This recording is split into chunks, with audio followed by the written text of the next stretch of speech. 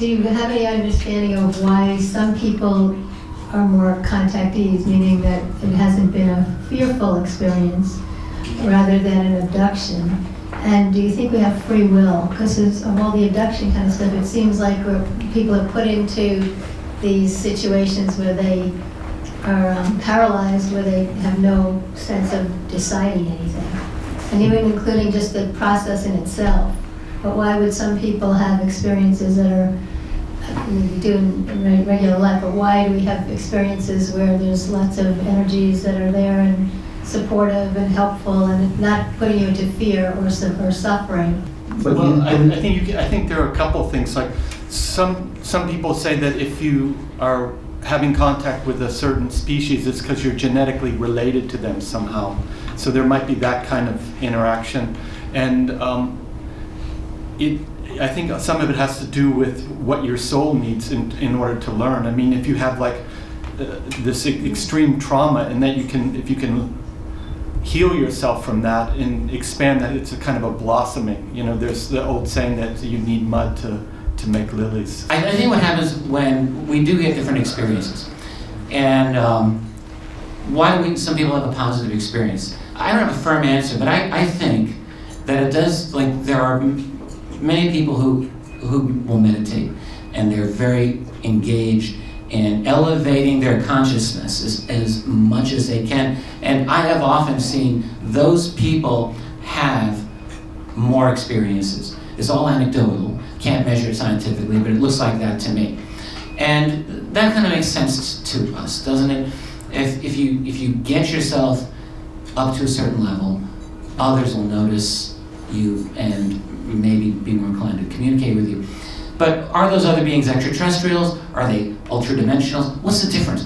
I don't know if they're extraterrestrials or how even to categorize them. What is their relationship to the grays or maybe other physical beings? I don't know. I do think that there's a definite distinction between the beings that we typically think of as physical, corporeal, grays, insectoids, reptoid-type beings, and so on, and also very human-looking beings. Okay, they are physical. They're physical. They may have intense telepathic capabilities, but then you have these seemingly incorporeal entities. This is what we've had shamans for thousands of years. They deal with these types of entities. Are they the same as extraterrestrials? I personally don't have that answer, but I think that helps to explain some of the variety of differences that people are experiencing.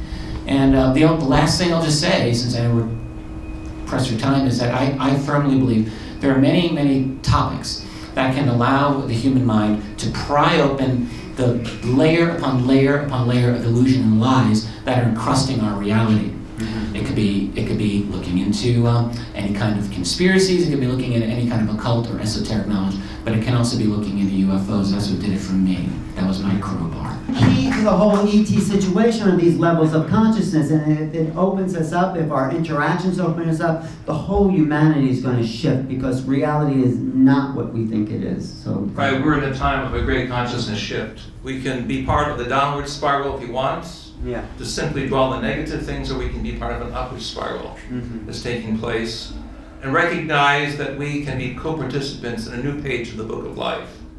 I think this dwells deeply within each of us, that there will be changes that will come. At the same time, we will find in the process of these greater changes that we are one global humanity, and that we are a universal humanity. We are a privileged species that will be able to use the powers of the mind in a higher sense of spiritual dynamics to reach out and reclaim our cosmic citizenship. Thank you, Dr. Hurtak. Thank you for coming here. Thank you for all of these people. I think it's been an amazing panel. Everyone has a different side of basically that our reality is much more extended and wider and broader than we're living it every day. And so I think it's quite a gift just to see that reflected in each of these three panelists to show us what we can live into. And we have a facility of consciousness that is not what scientists and psychologists have said it is vaster and more multifaceted than we have been allowed to explore. So these people have given us an opportunity to explore it. Thank you very much. Let's hear it for Jane Carmen.